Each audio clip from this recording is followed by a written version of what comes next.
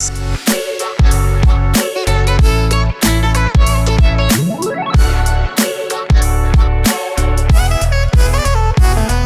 welcome everyone to our, I think this is the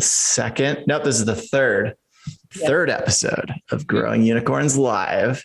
I am going to have Holly, you introduce our special guest today and yourself, and then we'll popcorn around to Karina. Yeah, I will start, and Tiffany is going to continue. Tiffany is the GM of Enterprise Education and Partnership at Canva. She was previously at Envision, Dropbox, and some other amazing places that she was going to talk about. Thanks, Holly. I'm pretty excited, actually. This is the first time we've met live, so this is like a lot of firsts in this episode, right. That's for sure, yes. Which is awesome. But we've actually known each other for maybe like, a year and a half or so roughly. And I've just moved back to San Francisco. I've been at Canva for the last couple of years. And for us joining before essentially a good chunk of the B2B business has really started ramping up. And I'm sure we could dive into questions about that along the way, definitely. And then prior to that was at Envision, Dropbox, a few other startups, that some folks have probably heard of on this call and elsewhere. And I'm really excited to join this group here today. And I think we're taking the topic in almost any direction pretty much. Right. So I'm pumped. Let us know what you want to learn. And I love to learn too from everybody else on this call. Yeah. What excites me is like the unscripted nature of this. Like we all didn't really think ahead of time of here are the 10 questions we're going to go through in order. Definitely not. Yeah. So what you hear is totally what we think about at the moment, which is the most natural, the most real. And we're not BS here. So you're hearing our truest thoughts. whether. Mic drop, Holly. No pressure. If you hear something and you should hear or ignore. Yeah. Oh man. And I think everyone here knows me from last episode, but I'm Karina Edwards, VP of Demand Gen and Growth at Mattermade. I'm super pumped to be here. This is going to be a lot of fun. I'm going to pass over to you, Eli. Howdy. Good to see everybody again. I am Eli or Elias, depending on how you know me, marketing advisor to a bunch of companies, Dropbox, Lidim.com, et cetera. And, Tiffany, it's funny. As soon as I saw your face, I was like, wait, I've talked to this person before. We've met. And I didn't connect the dots. Yeah, you're right. Exactly. Totally unrelated. No, it was at Dropbox because we overlapped there for a period of time. When they brought in Mattermade. So yeah, a while ago, but anyway, small world. Anyway, I want to hear about your business development story at some point, Eli. How did you get to work with amazing companies and so early stage as well? The secrets. Yeah. Anyway. Follow your footsteps and who should I work with next? Yeah. Well, let's get it kicked off on the topic. Who wants to start with a question for Tiffany? Yeah. So Tiffany, I'm real high. So excited. Because Tiffany works on partnerships a lot, right? You have an experience in biz ops and sales ops and partnerships. And your role at Canva is pretty significant in covering a lot of different threads. So I would love to start with what do you look after at Canva? How do you think about partnerships in general? How does partnership work in a PLG company versus just in general other companies? Just start from there, and and then we'll know what kind of scope that the directions we can go from there. Sure. So I think to start off with is that, Canva, definitely totally unique situation, probably from any other company that I've been at. That might be the recurring theme, is figuring out what makes the most sense for company they're at the time it is. And then how do you grow and scale alongside your user base and your customers. So when I started at Canva, it was, early 2019. At this point in time, Canva was, as you all know, the huge, massive consumer base, and having still the phenomenal type of graphic design software that it is today, and really like working off of a huge, single player type of mode. We didn't have an enterprise product then. We didn't have Canva for Education. None of those were launched yet, and so those are things that we were starting to build internally at Canva.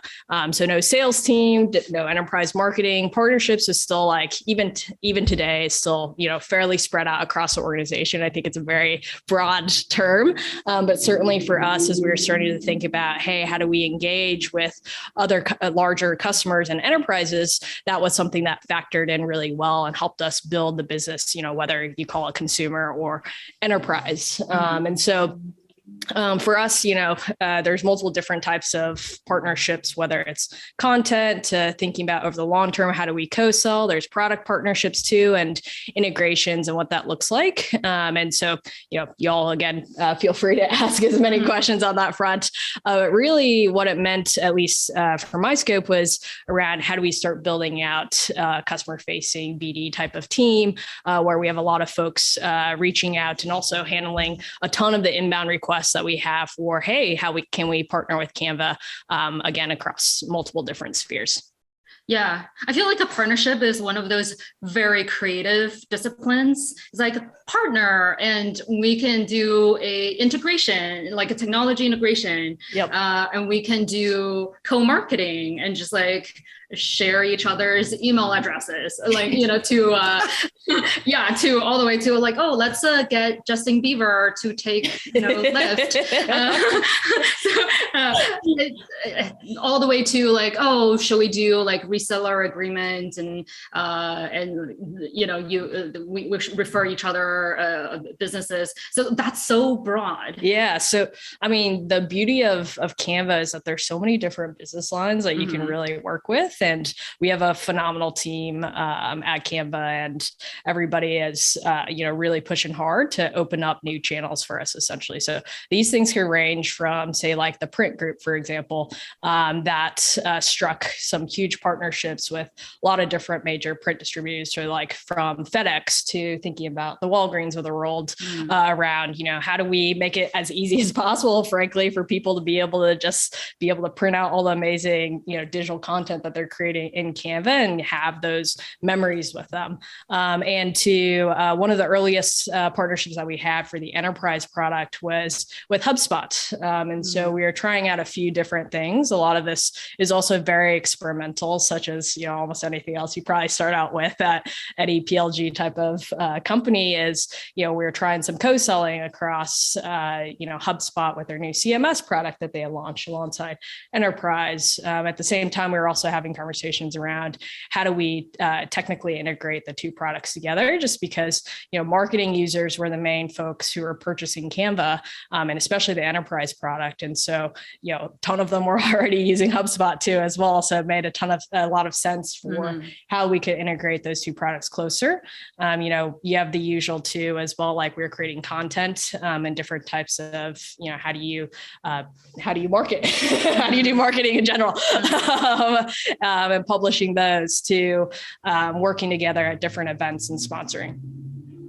How do you even go about it, right? Like, is it primarily inbound, or do you like reserve 3 hours per week? Is like, here are all the possible companies we can create some like creative deals with, and let's just like brainstorm. Or I'll leave it to how do you think about it? Like I think it's perfect for every single person, like, you know, what works for them. I mean, we're very lucky at Canva to have tons of phenomenal interest. A lot of that, of course, coming from the love of the product itself, which is just, you know, that's the gift that keeps giving and creates a lot of that flywheel that we already had at Canva, both not just within the actual SaaS product, but across, again, you know, print to additional products that we're releasing across the board. And so that's obviously a really big driver, initial impetus for a lot of the ideas that we had. And then as we thought about scaling further and further, it's about, hey, ultimately, you know, how do you think about going up market and starting to partner with bigger and bigger, both customers as well as potential other just partners in the business. And so when you think about any company, let's take, you know, Walgreens or Walmart, for example, right? Like they can be using Canva itself, Canva for Enterprise, and you probably have pockets of people using Canva Pro, and you have some people using Canva Free. And then at the same time, you have the print integration with them. And so when you walk into Walmart, you see a little kiosk where you can actually like also utilize a product, get introduced to Canva physically, and then, you know, print out your pictures that you have and then take that home. And so there's all sorts of different possibilities there that, you know, I'm definitely not the dreamer, that's for sure. And the great people at Canva coming up with that, as well as also our user base. How did you get into partnership to start with? I think partnerships are pretty organic in terms of where they come. I mean, like, how did you like get into a career in partnership? I don't know if it's necessarily something that I searched for. Probably in my career, it's always been theoretically you should be planning for the next 5 years. And what I found just working at all these different startups, you just got to take opportunities when they come. And maybe you yourself, or, you know, Eli, Karina, you tell me like what's popped up for you. But, you know, 10 years ago, you said I would have ended up in tech. I would have, you know, laughed at you because I started off as investment banker working with AIG and Bank of America. So that's not, you know, definitely not where I would have ended up. AIG was one of my, like when I was in consulting, was one of my clients. So I definitely, I went into their basement and reviewed their business processes. Yeah. So I remember we were rolling out, I was at Deutsche Bank and we were rolling out Microsoft Outlook and we had to pause it because it was over budget, and we had just rolled it out to like the analysts and the MDs. It's it's mind boggling, like how different the complexity and scale of those organizations is. And has always been also, you know, really big counterbalance to these startups where, you know, even Canva today is 1,500 or so people. And it was like 350 when I joined. You know, that's crazy fast growth from that perspective. But then you think about, you know, the Deutsche Banks of the world that are hundreds of thousands of people is kind of like, it's just a totally different problem. When did you join Canva? Canva. So 2019, like around March, April, May, that region. Springtime. Springtime here, fall in Australia. I've had to readjust to the seasons being totally flipped. Ollie, we have a question from Michael. Yeah, let's do it. How do you think about growth against an entrenched incumbent? I think we're all with entrenched incumbents. Every single company that we're at, that's ultimately the big gorilla. I guess there's multiple gorillas in the room, depending on which way what you're tackling. And I think, you know, big part of what has made Canva successful historically, like, you know, Mel and Cliff are just like, look, there's something that these large incumbents, quite frankly, are not solving for. And so this is what we want to build for. And, you know, the Mel's kind of like impetus for this was, hey, Photoshop is really, really hard to use. It's really hard to teach other people how to use. So I'm going to build what ultimately has become Canva. And so that type of mentality, you know, really thinking about, hey, what are first principles, user like ease of use and simplicity is definitely always top of mind. And for us, ultimately, it's just solving what's in front of you. that's necessary, and definitely don't be afraid. And probably the number of people that said, Canva was, the startup in Australia, they're first time founders, all these, usual excuses that you make to say that, hey, they're not going to be successful has been something where they've been really heads down, again, focused on what the users are looking for and asking for, and building for that. And that has helped make them really successful and to where they are today. Like one theory around that is the Clay Christensen's like innovator's dilemma, innovator's solution. It's really about like going up market after so initially when there's like huge incumbent, you want to go after the market that the huge incumbent is not worth it for them to go after. So like the smaller companies or like a lower ACV segments, it's just like too expensive for those big incumbents to go after. And once you capture those like smaller segments and really win in that segment, and then you go up market in building more sophisticated features and doing bigger deals. And that's how like innovators capture the entire market, which I think really applies in Canva's case, right? Like initially Canva is more like a tool for individuals to,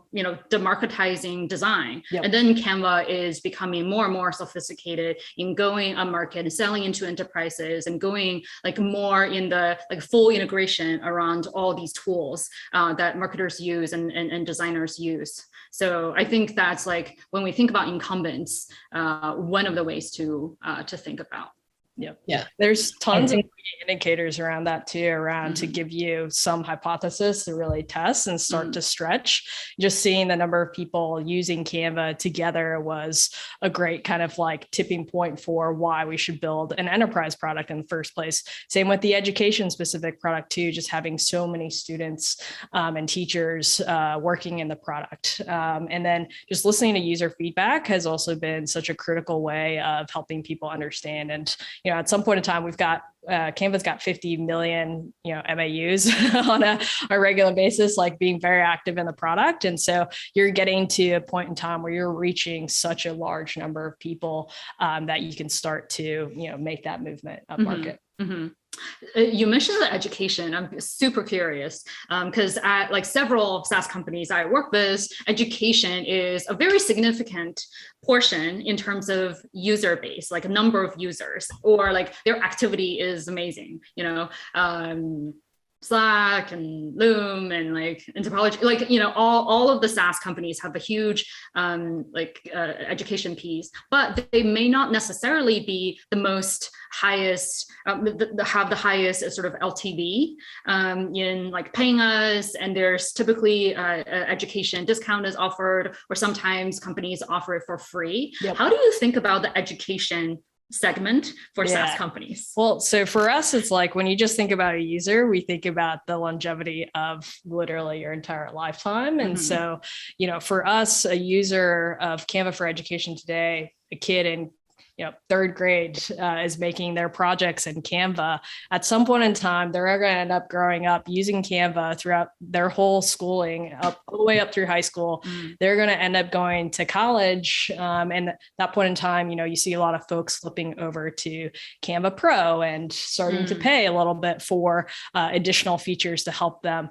They're making resumes for when they're then moving on into the workforce a few years later, right? And that's when you start thinking about, okay, maybe then they start also using Canva for Enterprise too at work. And so that's a very, very long timeline for us. And what we want to do is try to be there for that user at any point in their journey and at the points in time where they need to utilize and build all of these, presentations and, insert any project.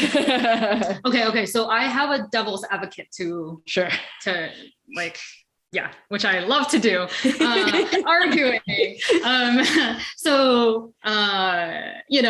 have Snapchat, or like every few years, so there's a new social media tool that teenagers love to use, TikTok, right? Like, and it's a theory. I've not adopted any of that stuff. So I don't know where this may not be the right person.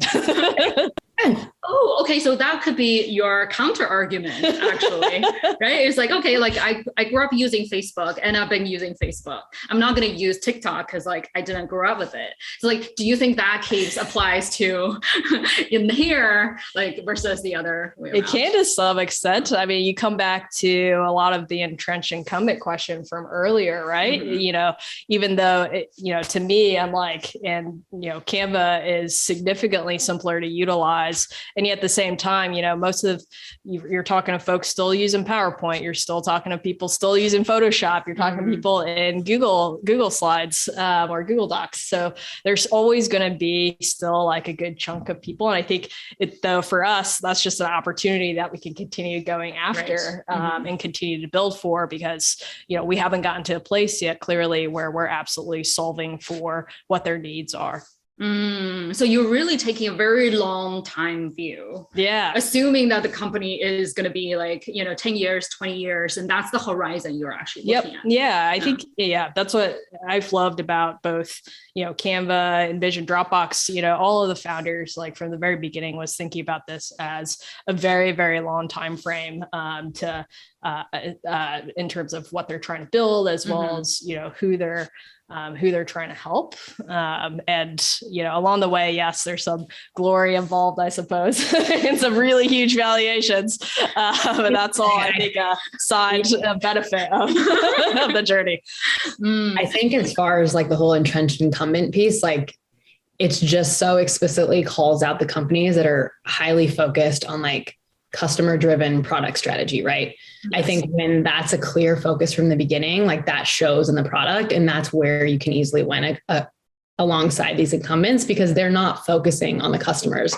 Like somewhere in your growth, like people stop focusing on like how the customers are using the product and actually listening to that feedback. I won't name any names, but there are other companies out there where it's like very obvious that they don't listen to the customers, or they release new features that are like, we didn't ask for this, And so I think it's really clear that the winners in the games are the ones that are really focusing on like a customer driven roadmap or product strategy. Definitely. Yeah, I will say yes to that every single time. You already said it. Like that's all that anybody needs to take away. Yes, mic drop. And then hopefully like over a few years, you gather enough data of say, oh, like this person has been around with us for like, 5 years, and they were like, which one were their use case? And then now which ones were their now use case? Hopefully you can like tie that, like close that loop a few years later to say, okay, yes, like validated, here's the ROI realized. Yeah. And I think, that could segue into also a really meaty topic too. It's just like, what is, value that each company really cares about, or what is an ROI that matters? Like for us at Canva, this is, the same question at Dropbox too, where we have such a massive free user base, or very low LTV, relatively speaking, because the pro products were, very low price. What do we do relative to say enterprise customers that are paying significantly more, but probably have a totally different set of needs? And, for us at Canva with the education product, that's a free forever type of situation. That's the way that we think about it. And so, in that case, like, is there an ROI? Like those are really interesting conversations to have. Yeah, actually, like you touch upon, like I think existential question for a lot of PLG companies, right? Yeah. We have like huge amount of free users, and a lot of them may never pay us. How do you think about that? Is it saying, okay, like we should like be more targeted and find the people who will eventually pay us? Or do you say, okay, like even though today they don't have a use case, but hopefully if we nurture them over time, they will have new use case and become our customers? Or you just say, oh, that's just like users who comes, and we don't really like think about them or care about. Like, how do you think about this? I think early on, for sure, there's definitely, at the beginning where you're trying to figure out whether or not you've actually got some level of traction, as well as like you want the highest ROI situations are anything that's based off of word of mouth, any other form of organic channel that you can think of. Like that's the best possible, investment that you could be making, like your users making that investment for you. And I think that ultimately, leads to the eventual, paying us something theoretically, especially if they continue to utilize a product, they reach the level where, they're going to come back over and over again. Now that's going to mean something really different for every single company. For us at Canva, it was how many times did they actually, create a design and publish it? And if they came back twice, like you knew they were going to come back again for the next rest of the year type of situation. Whereas at Dropbox, like the definition, of what an active user was kind of changed a whole bunch along the way. And so, at one point in time, it was, whether or not, they shared a link. And so that was something that we really focused on. So you could create, try to generate some form of network effect. Even at Canva, that's something we think about too, as well, especially as we try to get into more multiplayer type of use cases where everybody's interacting together. And so that's why we built some, we called it, and I still call it today, half the time, sim collab or simultaneous collaboration in the product, and be able to do that because so many people are asking like, hey, how can we actually work on this product together, even if, they were still just using even the free version of the product and not even on enterprise. But ultimately that's led to what we've seen. It's led to not only more users like actually getting exposed to Canva, but they keep also coming back because it's just simplified their workflow by putting everything into Canva and finding out that it's a lot easier to use than say editing a PowerPoint. Yeah, that's such a great point. Like I noticed that a lot of SaaS tools initially start with an individual product. It's like, okay, this is a tool for you to record videos or your screen, or this is a tool for you to edit your Facebook post, right? This is a tool for you to store files. And then over time, almost like inevitably, like majority of the companies that are actually, or a design tool for you to design is becoming this multiplayer team product.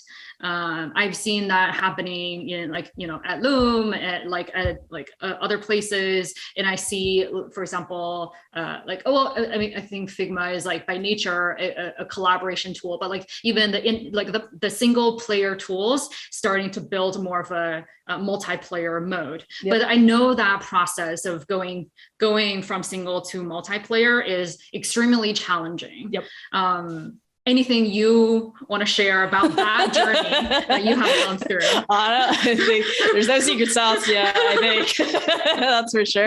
I mean, that's just the complexity of, adding more and more humans. I think that's how you find great founders, along the way too, having a lot of conviction in the initial idea that they have. And a lot of people found companies because, they have this serious pain point that they've experienced. And that's ultimately what's led to a lot of, the initial start of almost all of these companies that we've mentioned today. That was where it started from. And then ultimately, when you realize that, okay, you've got something that's working and you start bringing other people into it, then it becomes a nature of, oh yeah, now I'm having a conversation, with folks I haven't even met before. Like that's kind of a cool way to meet everybody, but I never would have thought about that in the initial instance because that wasn't what you're trying to design for. But in terms of, I think as you're building a company, the more things that you add on top that you're trying to solve for, the number of, just exponentially multiplies of, which users do you care about? Which use cases do you care about? And then you got to make all these decisions that have repercussions along the way that end up, touching things that you probably didn't even think about when you're testing it in the first place. That makes sense because you observe the user behavior and then you say, oh, the use case may have changed over time now that more people start to use the product. And then you cater to that new user needs and building out products that fits that, which that makes a lot of sense. Eli, do you see that happening? Do you see that as a general trend in SaaS? Is it just because multiplayer has higher LTV? What's your view around that? Yeah, I mean, I think that is where the market is going. but things are shifting so quickly nowadays that I don't know, like it's interesting to see. It feels like there's a bit of a tug of war right now between the two polarities, right? And some models work better for certain sectors and certain products than others. So I guess it's a little bit contextually dependent. What do you think, Karina? Yeah, I would say like I've seen both motions. Like obviously, I think the trend is like viral loops. Like we got to create some type of virality and like create, the multi-user situation.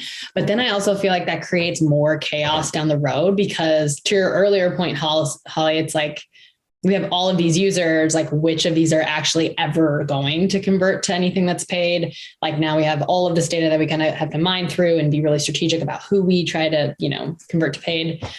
So I think if you focus in more on just like the single user and that's the user that's going to convert to paid, you can hone in on, the user experience, building the product for that user. But I think it just depends on the product, the founder, like you said, Tiffany, and like what their vision is.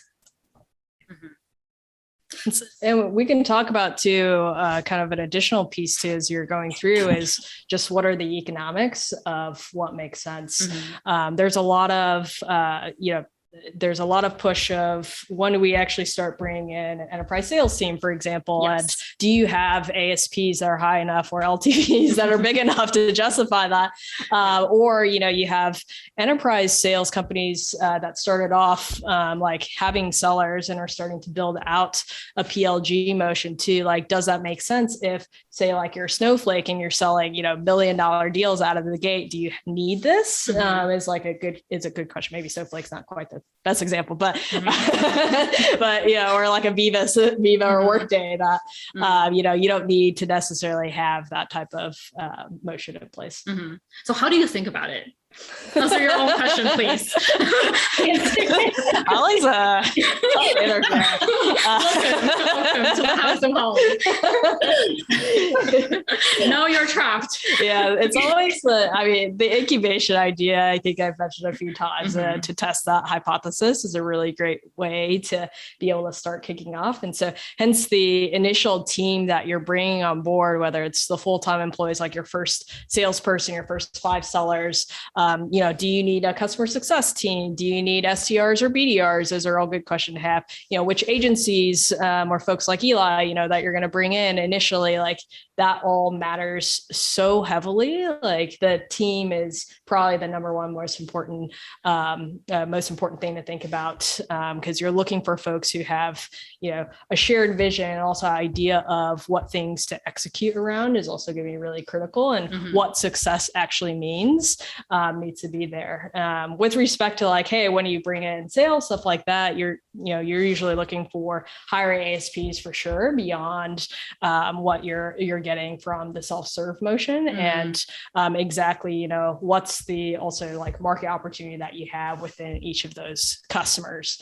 So Dropbox is probably the most stark example. I'll use that and then how that kind of also applied to the Canva piece. Dropbox, we had an online sales team, so all inbound. That channel was roughly like $1,000 a pop ASP wise. So really, really low, really small. You got to have crazy velocity to be able to justify having human touch. And as we started bringing in sellers, we saw quickly that, hey, with more experienced sellers, we could go outbound, but we're still landing relatively low deals at, $3K a pop, which still necessitates a very, very high velocity motion and just needing tons and tons of leads, which we did at Dropbox. And ultimately over time, as we started to sell bigger and bigger deals, that was when we began hiring and bringing in folks who are much more traditional sellers that you're looking at, year-long deal cycles, 9 months to a year-long type of deal cycles. Canva, we're in a great situation where out of the gate on enterprise, even coming out of the beta, we're at ASPs of roughly between 10 and 15K straight out of the gate, and looking at upsells within the first 6 months already. already. And so we knew we had traction there to be able to start bringing on board a sales team. And then for us too, we had a little bit of a different calculus with Canva, where, you know, we were Australian based as a business in Sydney, and we had offices in Manila and in Beijing, but, you know, we didn't have an office in any of the places where our customers for enterprise are going to be, where most of our major partners would be. And so we had to set up a US office. So how do we think about that too, as well as, okay, we know sales, marketing, a lot of go-to-market functions would be what would kick off that type of presence to be able to service and do and help our customers along the way. And so kind of like there are a lot of different factors that really drove into why did we decide to start moving up market too as well, not just the opportunity itself. Yeah. Like one theory I heard is like once you almost reach like the 10 million ARR, it's time to like hire your head of sales, which is like could be like, you know, one way to think about it. Another way to think about it is like, okay, like do we start to see, let's say like 25K ARR per deal size, and that's what is a signal that's okay, like let's hire. Like how do you think about that? Like is there a threshold that companies should? It's always tough on this front because it's like, where's that 10 million bucks in ARR coming from, for example, right? So like just self-serve. Like Canva, we didn't have an enterprise product. Yeah, it's all self-serve. So I don't know, you know, Canva was already past, past like 200 million in ARR when I joined. And so it's just like, you know, they were a little bit, you know, they did not, that would not have been the right benchmark for them. So 2 million ARR and no sales team. 200 million ARR, no sales team. Yeah, and they're well past that. Yeah, which is wild. Absolutely crazy. Wow. I thought Slack was late. Look, Dropbox was the same way. Like when I joined, they had started, I think, they had built out the online sales team maybe 6 to 9 months before I joined, and then started bringing on enterprise sales team around the time when I joined. So this was 2013, summer 2013, roughly around then. And they're already past, you know, $200 million in actual revenue. And so it's just like, you know, some of these rules of thumb don't always apply. It also speaks to the, you know, the power of what you can actually achieve via self-serve. And then, you know, but, you know, both companies did start out with, hey, how do we solve for a consumer type of problem along the way, which is a little bit different from companies that are explicitly, you know, selling to the enterprise straight out of the gate. What's your view on all the SaaS companies trying to go with PLG? I see. I have to say, in Australia, PLG was not an acronym. So once I got back here to San Francisco, I've now realized that is the hot acronym to use. That's good. Okay, so we have international audience. It's actually like PLG is like very Silicon Valley. It's a very San Francisco thing, I think. All the VCs were just standing by the door, waiting to grab their surfboard and get on a wave. And all of a sudden the PLG wave came and they're like, yeah, let's do it. PLG. We've got a question from Nidhi, and I apologize if I'm probably not saying that right. So I'm going to read it to us. At the cost of going off topic, there's no such thing as off topic on this show. As a marketer and leader, what are some of the investment skill sets that have paid off for you in the maximum dividends over time, such as public speaking or investing in Salesforce chops, et cetera? Who wants to take that first? You. I think anybody's applicable on this one. So this is maybe less of a explicit investment, but I will answer that question too. My thing is, you know, when there are opportunities, take them, especially in these startups. Like there is more to be done than it could possibly have people do. And so when I started at Dropbox, for example, you know, sales ops wasn't a thing. And even within the biz ops team there, you know, there wasn't very many people who are actually focused on that part of the business. And that for me was something that was really interesting, but it's not like I came into Dropbox or had any idea of, how do I work with the sales team? How do we scale that up? What is required? I certainly didn't know how to use Salesforce at that point in time. And so a lot of those areas I was like, I'm going to grab that as an opportunity and figure it out and learn as much as I can as quickly as possible.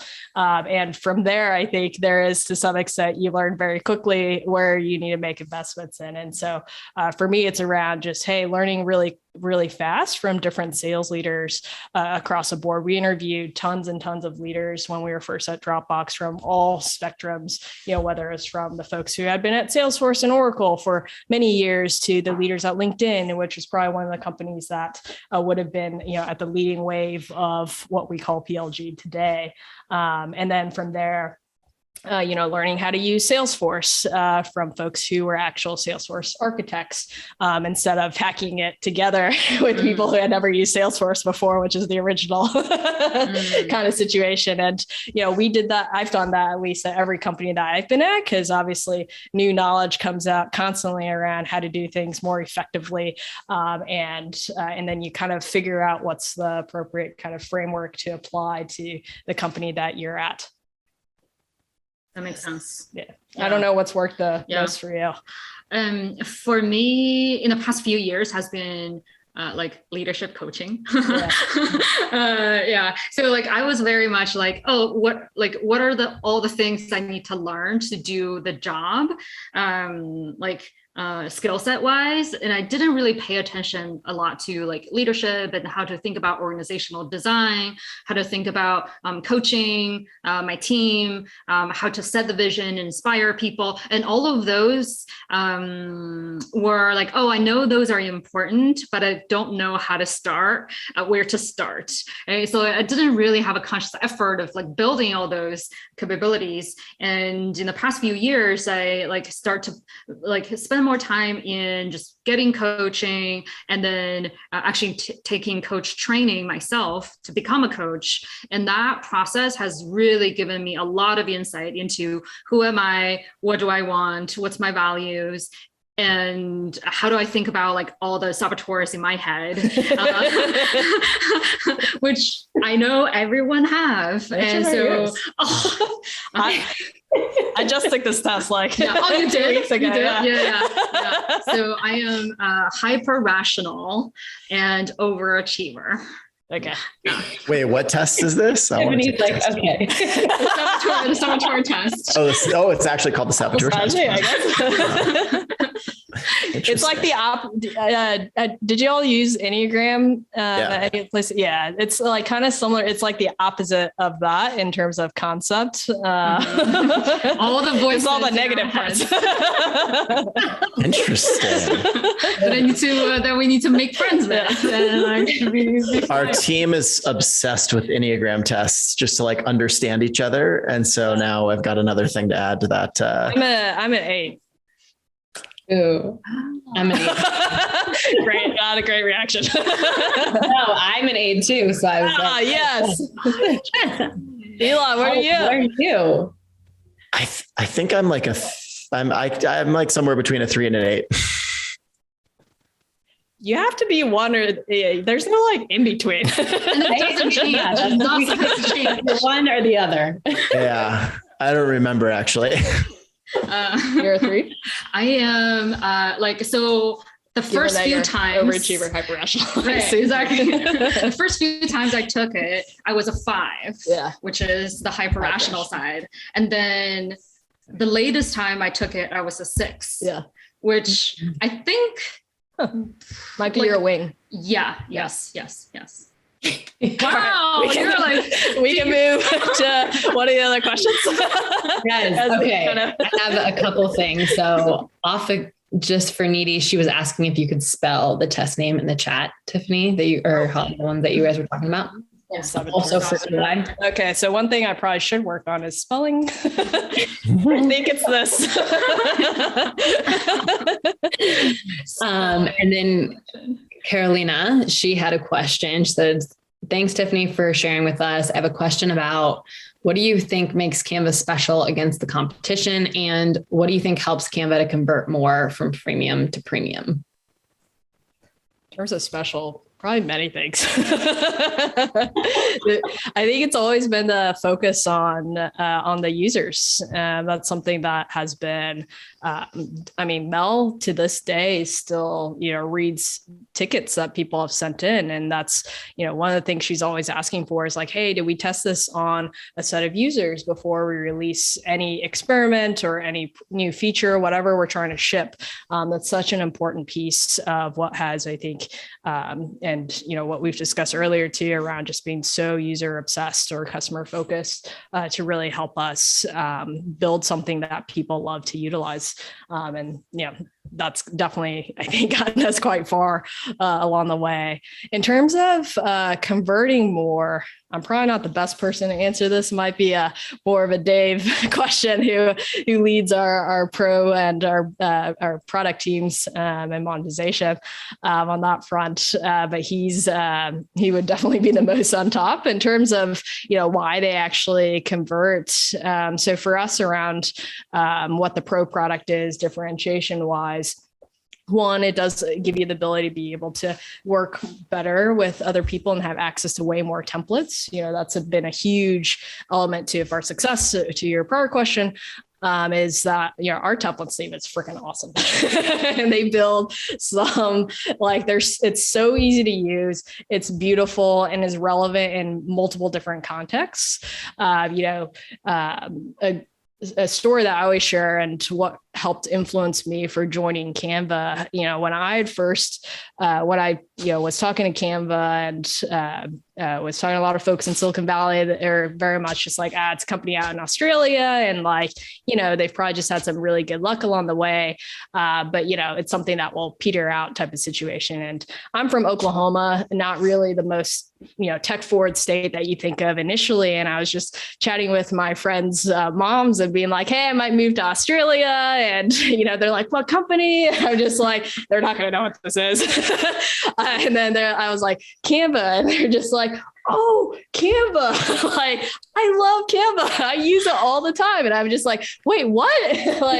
First off, I didn't even know they could use a computer, but that's a whole other, that's a whole other situation there. But, they're using it for church groups on Sunday or barbecues and weddings, stuff like that. And so it's pretty fascinating in terms of, who are you trying to solve for? It's usually, a lot of time in San Francisco, that's not the first person you think about is solving for moms in Oklahoma as your user base. And we found, something amazing at Canva that where they love this product, and a lot of them end up paying for the ability to do so. We've always kept pricing incredibly low, so to remove as much friction as possible for users. So it's not even something that you're just paying $5 extra a month to be able to get so much more in your arsenal and your day-to-day across both your private life as well as at work. So it's pretty amazing. That really ties back to our earlier question, actually. What's the value of the social users? So what's the value of education users, right?